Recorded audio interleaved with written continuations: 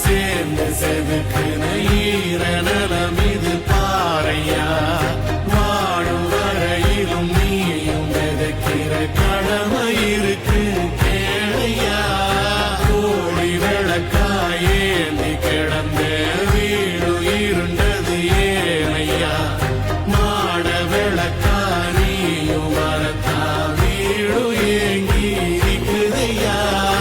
எத்தனை சாமி வந்ததையா இது எந்தெந்த சாமி தந்ததையா எத்தனை பாட்ட சொன்னதையா அத சுத்துற பூமி கண்டதையா அடிச்சு வீசும் காத்திலையும்